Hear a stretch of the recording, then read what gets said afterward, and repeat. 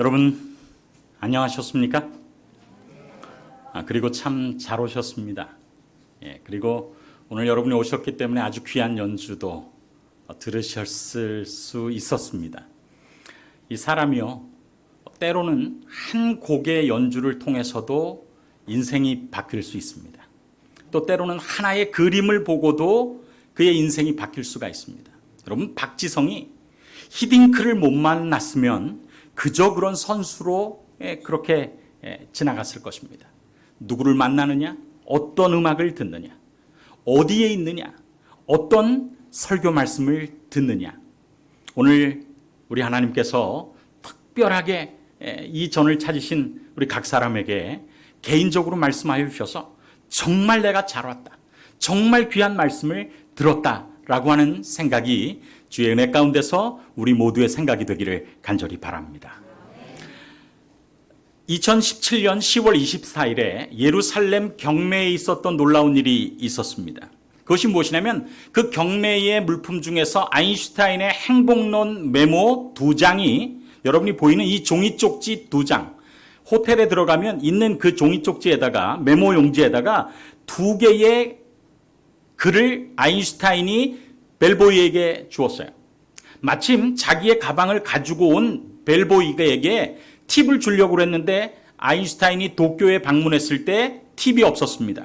그래서 어떡할까라고 생각을 하다가 머리를 썼는데 그 호텔에 있는 메모지에다가 아인슈타인이 2개의 종이 쪽지에 자기가 생각하는 행복한 삶에 대해서 2개를 썼어요. 그리고는 머뭇머뭇하고 있는 이 벨보이에게 주면서 이렇게 이야기했습니다. 만약 당신이 이것을 잘 간직하고 있다면 어느 순간에 이것은 당신에게 내가 줄 수 있는 팁보다 훨씬 더 큰 이득을 줄 것입니다. 그리고 햇수로 100년이 지난 즈음에 바로 이 2개의 메모가 예루살렘 경매에 나온 것입니다. 그런데 놀랍게도 이 2개가, 하나는 작지만 확실한 행복이 불안한 성공을 추구하는 것보다 행복하다. 이 소확행, 작지만 확실한 행복에 대한 이 메모는 17억 6천만 원에 낙찰이 되었어요.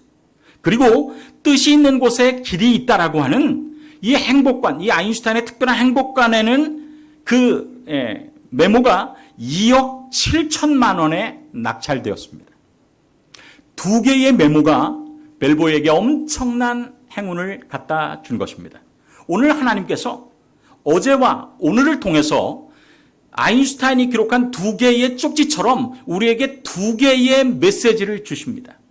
이 2개의 메시지는 아인슈타인이 준 그 벨보이에게는 100년이 지나서 20억이 되었지만 여러분이 생애의 뒤안길에서 오늘 여러분에게 들려지는 이 2개의 메모, 하나님께서 우리의 창조주이시고 그분께서 나는 너의 앞길을 예언할 수 있는 분이라고 하는 이 2개의 약속과 메모가 여러분과 저의 삶을 송두리째 바꾸는 정말 귀한 행복의 희망의 메시지가 되기를 간절히 바랍니다.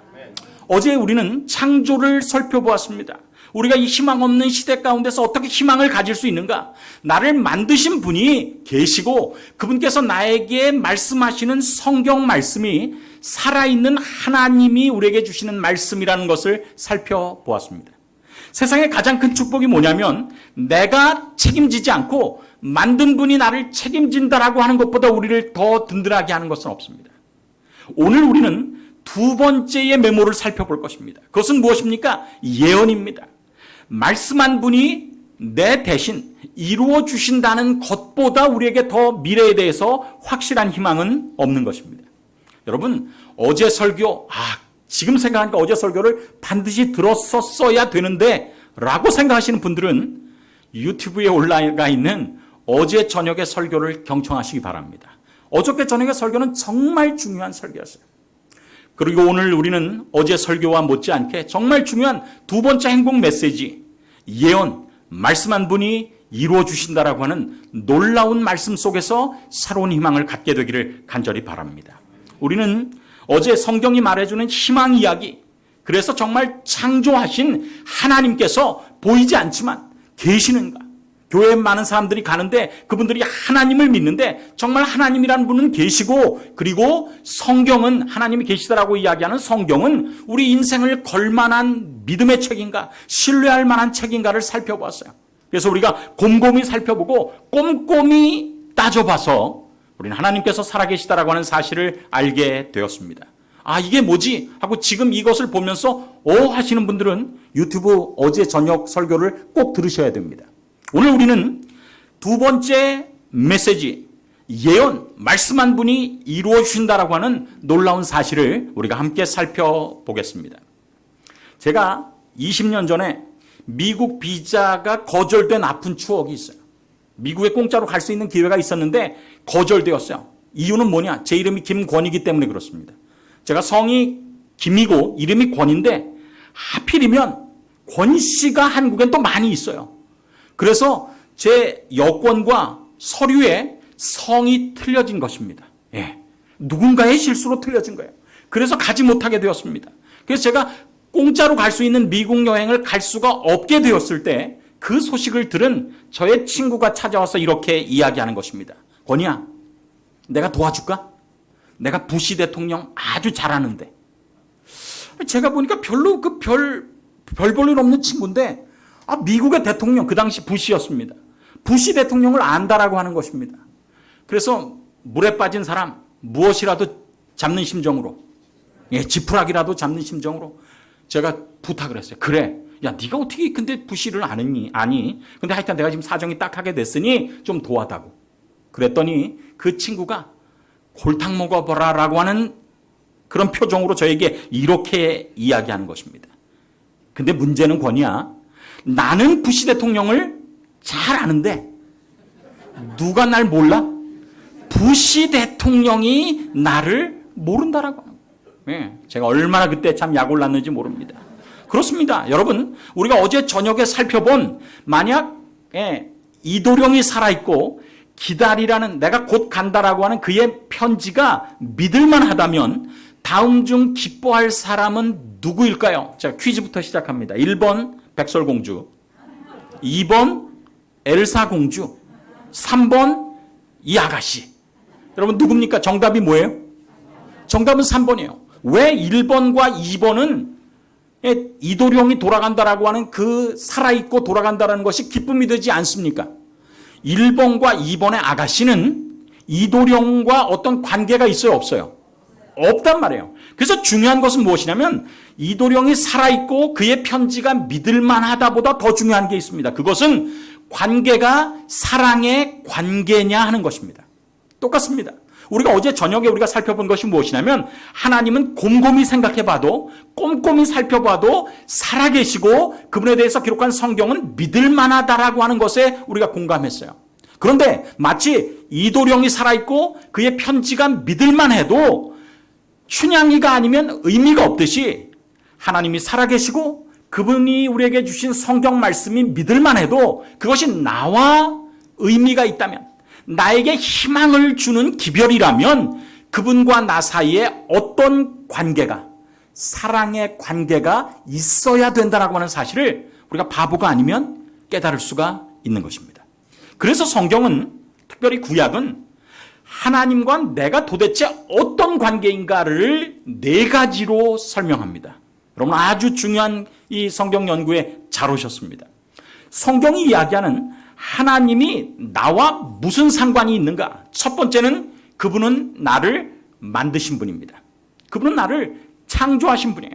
여기 성경 보면 어저께 저녁에 연구한 정말 살아계신 하나님, 시대를 초월한, 그래서 성경을 하나님의 감동으로 기록한 하나님의 말씀 진리의 책 성경은 창세기 1장 26절, 시간이 없어서 제가 노란 부분만 읽습니다.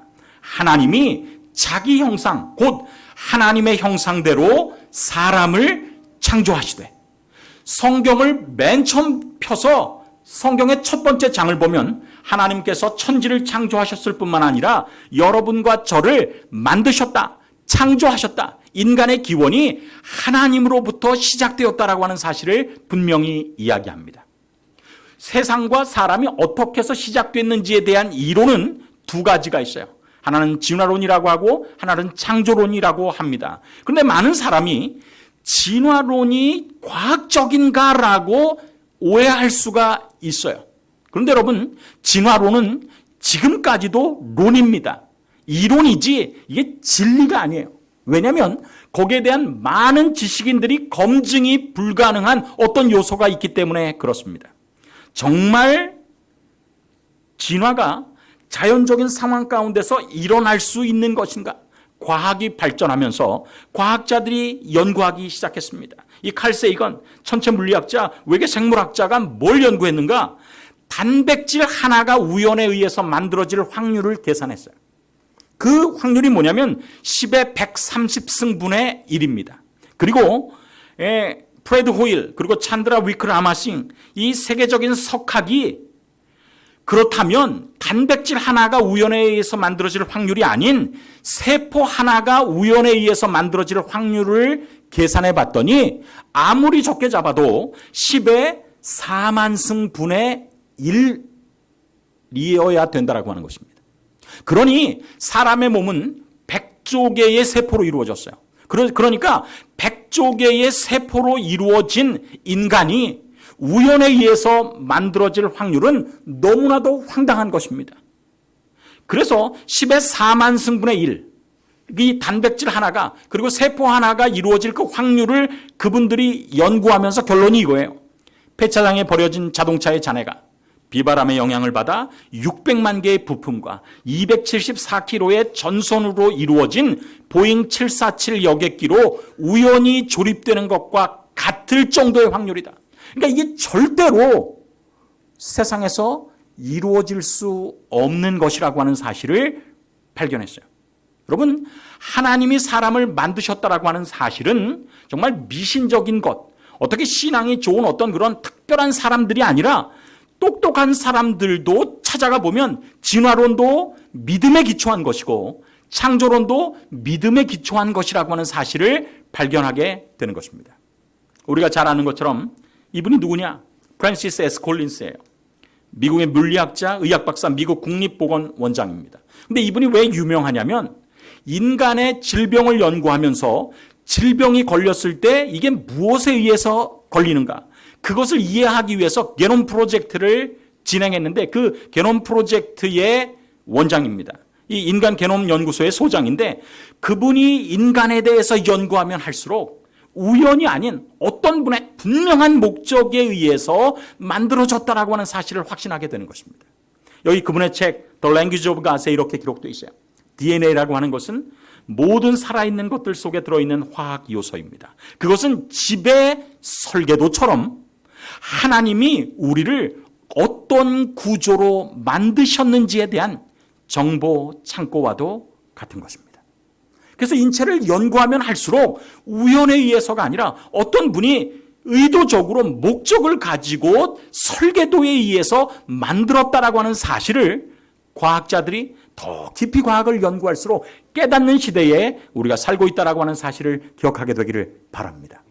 여러분, 사람이 창조론을 받아들이는가, 진화론을 받아들이는가는 그냥 어떤 시험 볼 때 어떤 걸 동그라미 치는 것보다 훨씬 중요한 의미를 가지고 있어요. 왜냐하면 창조론을 받아들이면 우리는 우리의 조상을 거슬러 올라갔을 때 성경에 누가복음에 기록된 것처럼 그 이상은 하나님이시요. 우리의 조상이 하나님이라는 데 이르게 됩니다. 그러나 우리가 진화론을 받아들이면 우리의 조상이 아무런 목적도 없고 의도도 없이 우연에 의해서 변화되기 시작한 아메바에 이른다라고 하는 사실을 우리가 깨닫게 되는 것입니다. 여기 뉴스위크 1809년 2월 10이 뉴스위크지에 무슨 그 기사가 났느냐면 1809년 2월 12일 날 같은 해 같은 날 태어난 두 명의 유명한 세계적으로 영향을 끼친 사람이 있어요. 한 사람은 아브라함 링컨이고 다른 한 사람은 찰스 다윈입니다. 그런데 링컨은 창조론을 믿는 신앙인이었어요. 그래서 그는 정말 하찮게 그 당시에 보던 흑인들에게서도 창조주 하나님의 영광의 모습을 바라보고 그들의 인권을 찾아주며 그들에게 자유를 선물했던 대통령이었습니다. 그러나 찰스 다윈은 똑같이 그가 같은 날 같은 시간에 태어났지만 하나님이 사람의 그 조상이라고 하는 사실에 대해서 믿지 않았어요. 그는 목사의 아들로 태어났지만 그는 진화론을 신봉했습니다. 하나님을 배제하고 사람의 기원에 대해서 생각했어요. 그래서 그는 진화론을 학술적으로 만들기 시작한 것입니다. 여러분, 우리가 어떻게 내가 이루어졌는지를 믿는 것은 우리의 삶에 굉장히 중요한 영향을 끼친다라고 하는 사실을 우리가 기억해야 할 것입니다. 사람을 창조하셨다라고 기록한 이 창세기는 어떻게 만드셨는지도 기록하고 있어요. 보니까 흙으로 사람을 지으시고 그 코에다가 숨을 불어넣으셨다라고 이야기합니다. 그렇습니다. 사람을 만든 재료는 무엇인가? 흙이에요. 그래서 과학자들이 살펴보니까 흙을 구성하는 내용물과 사람을 구성하는 내용물이 같은 것입니다. 재료가 흙이라고 하는 것을 우리 성경의 기록이 맞다라는 것을 깨달을 수 있죠.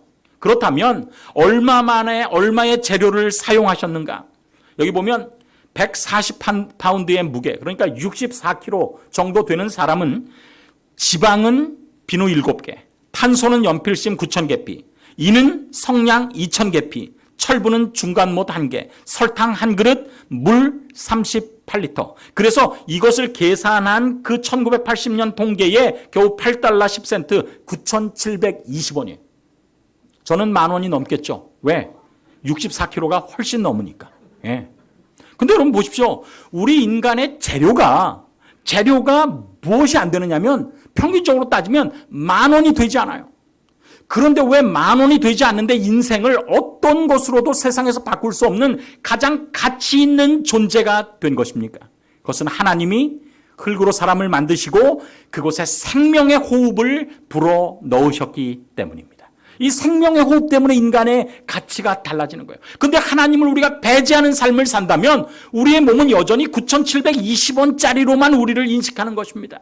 여러분, 우리의 삶이 9,720원짜리라고 생각하지 않고 하나님이 우리에게 호흡을 불어넣으신 생명을 주신 인생이 무엇과도 바꿀 수 없는 값진 존재라고 하는 사실을 기억하게 되기를 간절히 바랍니다. 여러분, 재밌는 것은 호흡이에요. 여러분, 호는 무엇이냐면 이렇게 부는 것입니다. 내쉬는 숨을 호라고 해요. 흡은 무엇이냐면 흡자, 말이 벌써 흡이 그런 것처럼 이렇게 빨아들이는 호흡을 흡이라고 합니다. 그런데 이 호와 흡, 그래서 우리가 호흡이라고 부르는데 정말 재밌는 것은 사람이 태어나면서 첫 번째 숨 쉬는 것은 호일까요? 흡일까요? 재밌는 것은 사람 편에서 보면 흡이 먼저입니다. 아이가 먼저 숨을 내쉬고 그 다음에 울음소리와 함께 앙 하면서 첫 번째 호흡을 하는 것입니다. 그런데 이 호흡은 평생을 흡호 계속 하다가 마지막 죽을 때는 어떻게 되는가? 죽을 때는 아무도 숨을 들어 마신 상태로 죽지 않습니다. 마지막 숨을 어떻게 하고 죽냐면 내뱉고 죽는 것입니다. 그래서 사람의 일생을 따지면 흡호가 맞아요. 그런데 우리가 뭐라고 부릅니까? 호흡이라고 합니다. 왜냐하면 하나님 편에서 보면 그 생명의 기운을 사람의 코에 먼저 불어넣으시고 호하고 불어넣으시고 사람이 죽으면 여기 성경에 기록된 것처럼 숨은 하나님께로부터 받은 것이니 하나님께로 돌아가리라. 그래서 몸은 땅으로 돌아가고 숨은 하나님께로 돌아가는 것입니다. 반납하고 죽는 것입니다. 그래서 호흡이라는 말을 우리가 할 때에 무엇을 우리가 전제하지 않으면 호흡이라고 우리가 부를 수 없냐면 하나님께서 사람에게 생명의 숨을 불어넣으셨다라고 하는 사실을 부인하면 호흡이라고 하는 말을 쓸 수가 없는 것입니다. 하나님께서 그러면 과거에 첫 번째 사람 아담과 하와에게만 호흡을 불어넣어 주셨겠지? 아니요. 여기 사도행전 17장 24절과 25절에 보면 이는 중간 이유입니다. 이는 그분이 하나님께서 만민에게 무엇과 생명과 두 번째 무엇을 호흡과 만물을 친히 주시는 분이시다. 여러분 어쩌다가 이곳에 내가 참석했다라고 생각할 수도 있습니다. 그러나 여러분이 이곳에 온 것은 하나님의 특별한 은혜 가운데 온 것입니다. 그 은혜는 무엇인가? 여러분에게 오늘도 친히 호흡을 주시는, 나의 생명을 9,720원짜리에서 인간의 무엇으로도 바꿀 수 없는 가치로 만드신 하나님의 은혜와 섭리 가운데서 이 자리에 오셨다라고 하는 사실을 기억하고 믿게 되기를 간절히 바랍니다. 하나님과 나와 어떤 상관이 있는가? 우리가 첫 번째를 공부했어요. 그것은 무엇이냐면 하나님이 나를 창조하셨다는 것입니다. 성경을 보면 두 번째 힌트를 우리에게 줍니다. 그 두 번째 힌트는 무엇이냐면 나를 창조하시되 어떻게 창조하셨어요? 가치 있게 창조하셨어요. 싸구려로 창조하지 않고 고급으로 만드셨습니다. 9,720원짜리로 만드시지 않고 훨씬 고급으로 만드셨어요. 거기에 대해서 성경은 이렇게 이야기합니다. 여호와 하나님이 그 사람, 9,720원짜리 재료를 가지고 만든 그 사람에게 명하여 가라사대, 그 사람을 만드신 후에 뭐라고 말씀하시는가? 동산 각종 나무의 실과는 내가 임의로 먹되. 여러분, 임의로가 무슨 뜻일까요? 마음대로 먹을 수 있다는 것입니다. 그러니까 하나님께서 사람을 만드시되 싸구려로 만드신 것이 아니라 선택의 자유가 있는 굉장히 가치 있는 존재로 만드셨어요. 여러분, 하나님께서 사람을 만드실 때 여러분 보시는 것처럼 인형처럼 그냥 누가 시키는 대로만 하는 인형처럼 만드실 수도 있고 내가 판단해서 선택할 수 있는 자유의지를 가진 인간으로도 만드실 수 있었습니다. 무엇이 더 만들어짐을 받은 피조물에게 귀중한 것입니까? 이것을 보면 여러분 잘 알 수 있어요. 여러분, 세상에서 가장 싸구려 세탁기는 무엇입니까? 빨자로 시작하고 판자로 마치는 세자 무엇입니까? 빨래판이에요. 이게 가장 싸구려 세탁기입니다. 여기에서 빨래가 시작되다가 이게 빨래판의 변천사입니다. 이 세탁기의 변천사인데 빨래판에서 시작해서 짤순이, 짜주는 것은 힘드니까 기계의 힘을 빌리자. 그러고 보니까 그러면 세탁도 좀 해주면 좋지 않겠는가? 그래서 반자동 세탁기, 세탁하고 사람이 들어서 옆에 짤순이에 넣는 거, 반자동 세탁기. 그 다음에 무엇입니까? 그것도 귀찮다는 것입니다. 그냥 한 통에서 다 하면 좋겠다. 전자동 세탁기가 나오고 지금은 뭐가 나와요? 인공지능 세탁기가 나옵니다. 자기가 할 수 있는 것이 빵인 것에부터 시작해서 자기가 할 수 있는 것이 많이 늘어날수록 가격은 기하급수적으로 올라갑니다. 똑같습니다. 하나님께서도 사람을 만들 때 그냥 하나님이 다 하고 사람은 명령에 따라서만 하는 것, 이런 인형 꼭두각시로도 만들 수 있고 사람 자유의지를 가져서 자기가 할 수 있는 것이 많은 존재로 만들 수가 있는데 하나님께서는 사람을 무엇이라고 만들었는가? 임의로 먹되. 그래서 하나님께서는 꼭두각시로 만들지 않고 무엇으로 만들었냐면 사람으로 만드셨어요. 여러분, 자유라는 것이 얼마나 중요합니까? 이 어르신들은 기억할 거예요. 북한에서 2인자로 군림했던 황장엽이 한국으로 넘어왔습니다. 이유는 무엇입니까? 모든 재물을 갖는데 무엇을 못 갖는 거예요? 자유를 못 갖는 거예요. 그래서 자유를 찾아서 남아한 것입니다. 그렇습니다. 하나님께서 사람을 만드실 때 자유로운 존재로 만드셨어요. 그런데 하나님이 사람으로 자유인간으로 만들 것인가? 인형 꼭두각시로 만들 것인가? 라고 계획을 하시면서 가치는 사람이 훨씬 좋아요. 그런데 장점은 살펴보는 것처럼 무엇도 살펴봐야 될까요? 단점도 살펴봐야 되는 것입니다. 그리고 나서 단점을 살펴보니까 사람은 가치 있어서 참 좋은데 무엇이 날 가능성이 있어요? 죄가 날 가능성이 있어요. 고장 날 가능성이 있단 말이에요. 빨래판은 가치는 없는데 고장 날 가능성은 제로고 전자동 세탁기는, 인공지능 세탁기는 가치가 있어서 비싸서 좋은데 고장 나면 문제가 커지는 것입니다. 그러니 사람은 죄의 가능성이 있고 인형은 죄의 가능성이 없어요. 왜? 조종하는 사람들의 명령에 따라서만 움직이니까. 그래서 나쁜 것들의 X를 하시기 시작했습니다. 그래서 가치 없는 것은 안 돼. 그렇지만 죄가 안 나오는 것이 좋겠다. 그래서 X를 하고 나 보니까 하나님이 사람을 만들 때 사람이지만 죄가 안 나오는 사람으로 만들면 제일 좋겠다라고 생각되신 거예요. 하나님께서 사람을 만드실 때 아무렇게나 만들지 않고 이렇게 계획적으로 만드셨다는 것을 우리가 깨닫게 되는 것입니다. 그런데 사람으로 만들면 자기 마음대로 할 수 있으니까 죄를 지을 가능성이 있어서 죄의 결과로 죽을 수가 있는데 어떻게 하면 그렇다면 자유는 있지만 죄가 나올 가능성을 없앨 수 있을까를 고민하셨어요. 양쪽에서 최고 좋은 것을 주기를 원하셨습니다. 그런데 생각해 보니까 자유로운 사람이 자기 생각을 가지고 하나님의 말씀에 시켜서가 아니라 자기 말씀대로 자기 마음대로 순종을 선택하면 자유롭지만 죄는 안 나오는 사람으로 만들 수 있겠다라고 하는 거예요. 그래서 하나님께서 순종하는 사람을 만들자 이렇게 생각하는 것입니다. 그러면 순종은 어떤 이것을 하라 하지 말라라고 하는 것 가운데서 내가 선택하는 능력을 의미하는데 모든 순종 가운데서 에덴 동산에서 순종할 수 있는 건 불편하니까 그렇다면 가장 쉽게 순종할 수 있는 것이 무엇일까를 고안하셨어요. 그러다가 먹을 것이 지천으로 깔려있는 에덴 동산에서 수많은 과일들 가운데서 한 개만 금하기로 명령하셨습니다. 내가 왜 이것은 먹지 못하지?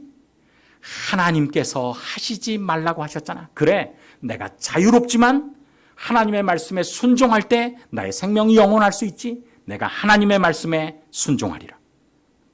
그래서 하나님께서 이렇게 계획적으로 아주 잘 만드셨어요.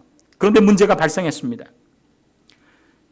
하나님이 그 사람에게 명하여 가라사대 동산나무의 실과는 내가 임의로 먹되 선악을 알게 하는 나무의 실과는 먹지 말라. 내가 먹는 날에는 정령 죽으리라. 그런데 먹게 되었습니다. 여자가 실과를 따먹고 자기와 함께한 남편에게도 주매 그도 먹은지라.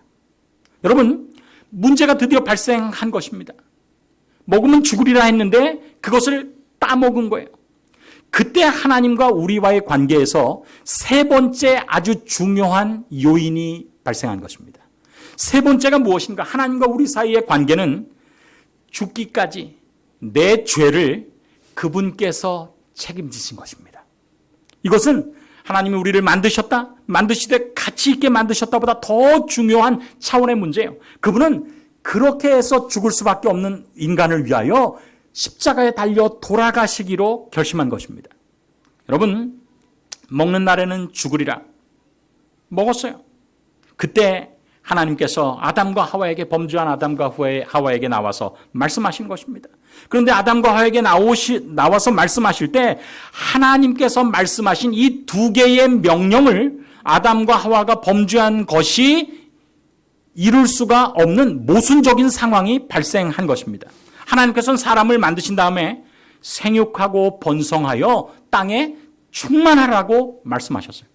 그런데 선악을 알게 하는 나무의 열매를 먹고 죽을 수밖에 없이 된 것입니다. 내가 먹는 날에는 정령 죽으리라. 하나님의 사랑은 땅에 충만하라고 말씀하셨는데 하나님께서 말씀하신 법에는 내가 죽어야 될 것이다라고 이야기하기 때문에 하나는 살아서 땅에 충만하라.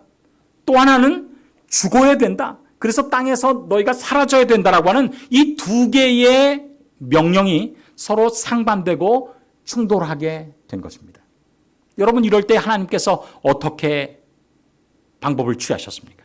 세상의 모든 것을 다시 처음으로 돌리는 싹 지워버리는 것을 선택하지 않으시고 그분께서 여러분과 제가 선택하는 것과 같은 사랑의 방법을 선택하셨어요.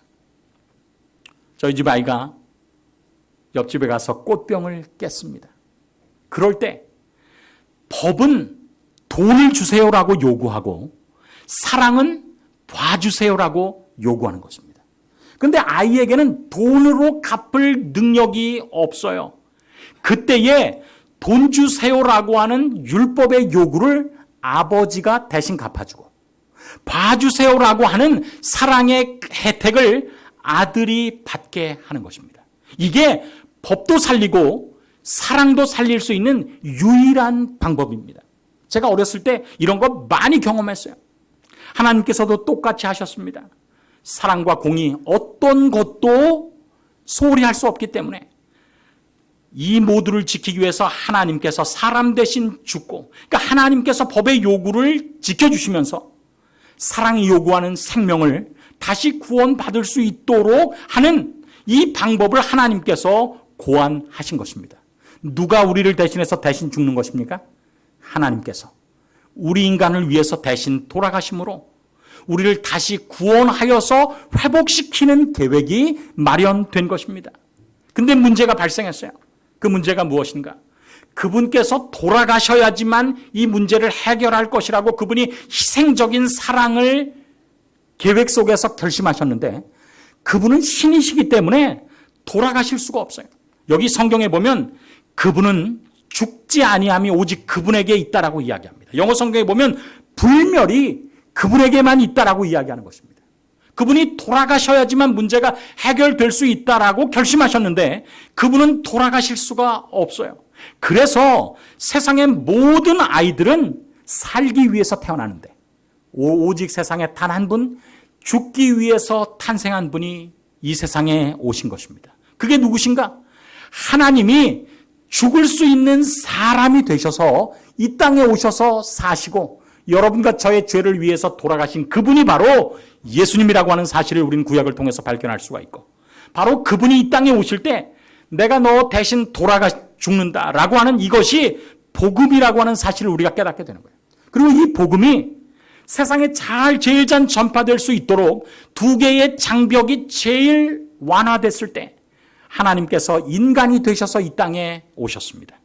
복음 전파를 가로막는 두 개의 장벽, 하나는 국경이고 하나는 언어인데 국경은 로마가 이 세계 대륙을 거의 다 통일했을 그때, 그리고 언어는 헬라가 헬라, 알렉산더의 헬라가 모든 이 나라들을 유럽과 아프리카 북부와 아시아 쪽을 거의 점령했을 때 복음 전파를 막는 두 개의 장벽이 제거됐을 때 하나님께서 인간을 위해서 이 땅에 오신 것입니다. 여러분, 그 구약이 우리에게 마지막 가르쳐주는 네 번째 약속은 무엇인가? 그분은 우리를 위해서 대신 돌아가실 뿐만 아니라 내가 죽으러 간다라고 하는 사실을 성경을 통해서 예언하시고 약속하시는 분이시라고 하는 사실을 우리가 깨닫게 되는 것입니다. 이게 왜 중요한가? 여러분, 저희 집 아이가 아까 제가 설명한 것처럼 옆집에 가서 꽃병을 깼어요. 근데 제가 부모니까 대신 갚아줍니다. 그런데 이렇게 이야기한다면 어떨까요? 죄송합니다. 저희 집 아이가 이렇게 깼는데 제가 그 아버지니까 대신 갚아드리겠습니다. 마침 저희 집사람이 시집 올 때에 화장실 멀리 있는데 밤에 무서우니까 안에서 해결하도록 우리 어머니가 오강이라고 하는 것을 주셨는데 제가 보니까 그냥 담는 내용물만 좀 다르지 견적도 비슷하고 비슷한 부피에다가 재료도 비슷하니까 이걸로 갚아드리면 어떨까요? 라고 이야기하면 그 주인이 좋아할까요? 싫어할까요? 이런 걸 주느냐고 욕할 것입니다. 이 속에 보니까 뭐만 있어요? 쌍디귿의 오해 이응만 있어. 냄새 아주 많이 나고 별로 안 좋습니다. 싫어하는 것입니다. 그런데 제가 만약 이렇게 제안한다면 그 주인, 그 유리 깨진 저희 집 아이가 가서 깬 그 유리병 주인이 좋아할까요? 싫어할까요? 마침 저희 집에 조상 대대로 내려오는 고려청자가 있습니다.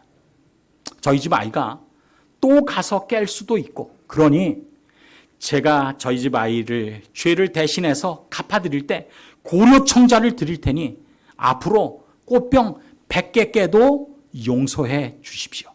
라고 한다면 그 집주인이 이렇게 제가 이야기한다면 좋아할까요? 싫어할까요? 좋아해요. 그리고 저희 집 아이도 너의 죄를 위해서 오강이 갚아졌다라고 이야기하지 않고 너의 죄를 위해서 엄청난 것이 희생되었다라고 하는 사실을 깨달으면 용서에 대한 확신이 들까요? 안 들까요? 든단 말이에요. 그래서 예수님께서 이 땅에 오셔서 죽기 위해서 이 땅에 오셔서 어떻게 그냥 십자가에 달려 돌아가시는 것보다 훨씬 중요한 것이 있습니다. 그건 뭐냐면 예수님이 인간이 아니라 하나님의 생명을 가지고 이 땅에 오신 하나님이시라고 하는 사실을 믿게 하는 것입니다. 그럴 때 십자가에 달려 돌아가신 한 분 돌아가셨는데 어떻게 세상 모든 사람이 구원을 얻을 수 있습니까? 그건 무엇과 똑같은가? 한 유리장 이 꽃병을 깼을 때 오강 하나로 대신 갚아줘서 이게 값이 다 쳐졌다라고 이야기하는 것과 같아요. 믿을 수가 없는 것입니다. 그런데 십자가에 달려 돌아가신 그분은 인간이 아니라 죽기 위해서 이 땅에 오셨지만 하나님이시라는 사실을 우리가 믿고 깨달을 때에 그 깨달음이, 그 믿음이 우리를 어떤 죄악 가운데서 죽을 수밖에 없을지라도 그분께서 나를 구원하시고 내 죄값이 갚아졌다라고 하는 확신을 줄 수 있다라고 하는 것입니다. 그래서 예수님께서 돌아가시는 것보다 더 중요한 것이 어떻게 와서 죽는 사람이 있으면 인간이 죽는 것이 아니라 하나님이 인간이 돼서 너희 가운데 가서 죽은 것이니 너희가 그런 분의 죽음을 목도하거든 하나님이시라는 사실을 깨닫고 너희 죄가 아무리 흉악하고 너희의 병이 아무리 처참할지라도 구원해 주실 수 있는 능력의 비용이 지불되었다라고 하는 사실을 믿도록 그렇게 섭리하신 것입니다. 여러분, 우리를 구원하시는 하나님의 이런 모든 계획들이 어쩌다가 그냥 전설 따라 삼천리처럼 되지 않고 아주 치밀한 계획 속에서 우리를 위해서 베푸신 하나님의 은혜가 있다라고 하는 사실을 기억하게 되기를 간절히 바랍니다. 그래서 하나님께서 범죄한 아담과 하와에게 나타나서 말씀하셨어요. 네가 범죄했지만 실제로는 너의 후손과 뱀의 후손과 여자의 후손, 이 사람의 후손과 이 사탄의 후손 가운데 전쟁이 있을 것이다. 그리고 전쟁 가운데 결국은 사단은 이 여인과의 후손, 여인과의 이 원수가 있는 것처럼 이 사단의 후손과 여인의 후손 사이에 전쟁이 있을 것인데 결국은 누가 승리하는가? 사단은 십자가에서 패배하고 머리가 상하고 하나님은 아들 예수님을 이 땅에 보내셔서 죽지만 우리 너희 모두를 구원하시겠다라고 하는 그 약속을 말씀하신 것입니다. 그리고 그 약속이 하나님께서 인간에게 주신 첫 번째 약속이면서 범죄한 인간에게 주신 첫 번째 약속이면서 그 약속을 확대한 것이 구약의 성경이라고 하는 사실을 우리가 깨닫게 되는 것입니다. 그렇습니다. 하나님께서 이 귀중한 복음을 개인에게 먼저 주셨어요. 그래서 개인이 하나님의 말씀, 내가 내 죄 때문에 죽는 것이 아니라 내가 양을 잡아서 제사를 드리면 양이 내 대신 죽는 것처럼 하나님께서 인간이 되셔서 이 땅에 오셔서 이 양처럼 나를 위해 죽을 것이라고 하는 사실을 백문이 불여일견이고 백견이 불여일 행이라고 100번 듣는 것보다 한 번 해보는 것이 훨씬 더 깨닫기 때문에 양을 잡아서 제사 드리는 이것을 범죄한 아담과 하와에게 주셨습니다. 그래서 아벨이 양을 잡아 제사를 드린 거예요. 하나님께서 죽기 위해 인간이 되셔서 이 땅에 오셔서 여러분과 저의 죄를 용서하고 구원받는다라고 하는 사실을 행동으로 보여준 것입니다. 그런데 그리고 나서 구약에 있는 모든 이 역사들은 이 하나님께서 이 아벨에게 주신 약속이 어떻게 전달되는지를 우리에게 가르쳐 줍니다. 그런데 하나님께서 복음을 개인에게 주셨을 때 사단은 무엇을 통해서 방해했을까요? 개인을 통해서 방해합니다. 그래서 아벨이 복음을 가졌을 때 가인이 복음을 가진 아벨을 공격한 거예요. 그래서 하나님께서 복음을 개인에게 주셨다가 이렇게 되면 개인이 복음을 가졌다 싹 망할 수가 있기 때문에 하나님께서 다른 방법을 택하셨습니다. 그게 무엇인가? 국가에게 복음을 의탁한 것입니다. 그래서 이스라엘 백성들이 아침과 저녁으로 국가적으로 양을 잡아 제사를 드렸어요. 그래서 양을 잡아 제사를 드리는 것을 개인이 하던 것을 국가에게로 복음을 넘겼습니다. 여기서 퀴즈 나갑니다. 하나님이 복음을 개인에게서 국가에게 넘겼다면 사단도 개인이 복음을 가졌을 때 개인을 통해서 공격했다면 복음을 가진 국가를 사단은 무엇을 통해서 공격할까요? 국가를 통해서 공격하는 것입니다. 그래서 성경을 보면 이스라엘 백성, 복음을 가진 이스라엘 백성을 공격하기 위해서 애굽, 아시리아, 바벨론, 메데파사, 그리스, 로마라고 하는 나라들이 하나님의 백성을 공격한 것입니다. 왜? 그 이스라엘 백성의 아침 저녁 예배를 통해서 결국은 이 땅에 오셔서 십자가에 달려 돌아가셔서 우리의 죄를 갚으시고 사단의 계획으로부터 우리를 건지실 예수님께서 오신다라고 하는 이 복음을 사단이 그대로 잘 전파되도록 어떻게든지 방해를 하는 것입니다. 여러분, 그래서 구약에 있는 모든 예언들은요, 예수님께서 어떻게 오셔서 어떻게 살다가 어떻게 죽으면 너희들의 죄를 대신할 하나님이 돌아가신 것인지를 깨달으라고 말씀하신 구약의 모든 것은 약속이라고 하는 사실을 우리가 깨닫게 되는 것입니다. 저는요, 예수님께서 오시는 이 약속을 연구할 때마다 얼마나 대단한지 모릅니다. 이게 구약의 예언입니다. 근데 예언을 보면요, 예수님은 베들레헴에 탄생할 것이지만 나사렛에서 자랄 것이 예언되어 있어요. 근데 여러분 생각해 보십시오. 지금은 이사 가는 것이 너무나 쉽습니다. 그러나 2000년 전에는요, 할아버지가 살던 곳에서 손자가 사는 것입니다. 그 손자가 사는 곳에서 손자의 손자도 살게 돼 있어요. 그냥 태어난 곳에서 계속 사는 것입니다. 그런데 예수님은 베들레헴에서 탄생하게 돼 있어요. 그런데 자라난 곳은 나사렛이란 말이에요. 우연히 어쩌다가 이 예언이 동시에 예수님의 삶에 이루어질 수가 절대로 없는 경우들이 이루어지는 것입니다. 예수님께서 태어날 그 당시에 어거스트 시저가 세금 걷기 위해서 모든 사람은 태어난 곳으로 가서 호적해라. 그래서 나사렛에서 살고 있던 요셉과 마리아가 베들레헴으로 옮겨가는 과정에서 예수님께서 탄생합니다. 그래서 우연이 아닌 정말 의도적인 예언들이 한 분의 삶에서 이루어지는 것입니다. 또 살펴보십시다. 예수님은 아브라함의 자손으로 오기로 예언되어 있어요. 구약에서 그걸 이야기합니다. 그런데 아브라함의 자손이지만 십자가에 죽게 돼 있어요. 여러분 이상하지 않습니까? 아브라함의 자손이면 이스라엘 백성인데 이스라엘 백성의 사형법은 돌로 죽이는 것입니다. 십계명이 돌에 기록됐기 때문에 공의에 의한 심판이라고 해서 돌로 투석형으로 죽습니다. 그게 아브라함의 자손의 사형법이에요. 그런데 예수님은 아브라함의 자손으로 오지만 죽음은 어디에 죽는가? 손과 발에 상처가 나면서 죽습니다. 십자가에 달려 돌아가실 것이 예언되어 있단 말이에요. 어쩌다가가 일어날 수 없는 것입니다. 이것은 여기서 끝나는 게 아니에요. 그분은 십자가에 죽습니다. 십자가는 너무나 아주 괴로움이 있는 사형법이에요. 왜냐하면 너무 고통스러운 것이 오래 가는 것입니다. 그래서 십자가에 죄수를 사형시키면 얼마 지나서 너무너무 괴로워서 사람이 미치기 때문에 뼈를 꺾어서 죽입니다.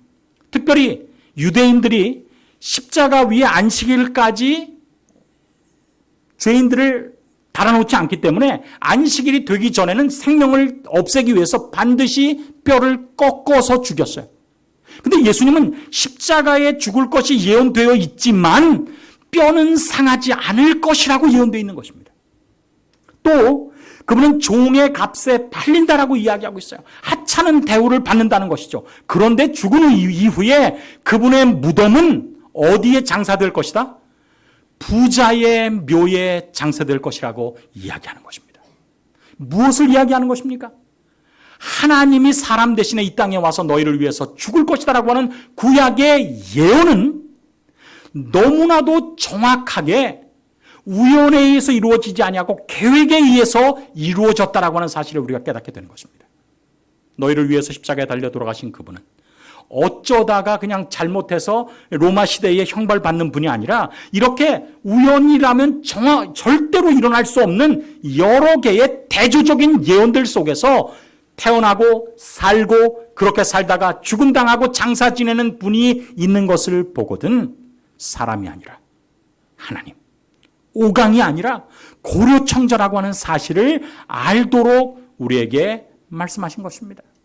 여러분, 우리가 구약의 예언을 살펴보았습니다.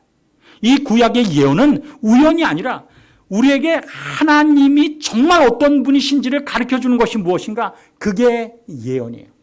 그리고 오늘 우리는 살펴본 이 예언들을 통해서 그리고 10월 18일부터 23일에 있을 예언들을 통해서 구약의 예언을 지키신 그분이 십자가에 내가 달려 죽겠다라고 하는 예언을 정말 틀림없이 지키신 그분이 우리 인생의 마지막 내가 너희를 구원하기 위해서 다시 오시겠다라고 하는 예언을 어떠한 단계를 통해서 어떻게 아주 분명히 이루실 것인지를 확신하게 될 것입니다.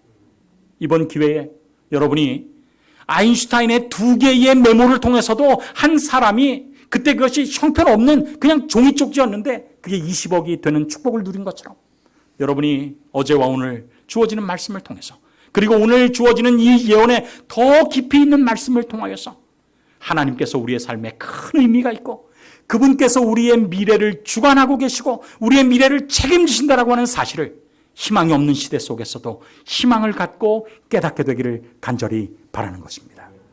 우리 주님의 특별하신 은혜 가운데 여러분이 이 자리에 오셨습니다. 바라기는 오늘 이 자리에 오셔서 들은 말씀을 주님께서 기억하게 하셔서 다가오는 우리 가을 대전도에 우리의 영혼의 수수가 있고 우리의 삶이 하나님 앞에 정말 새로운 의미로 구원의 길을 발견하시는 주님의 귀한 성도님들 되시기를 간절히 바라면서 말씀을 마치겠습니다.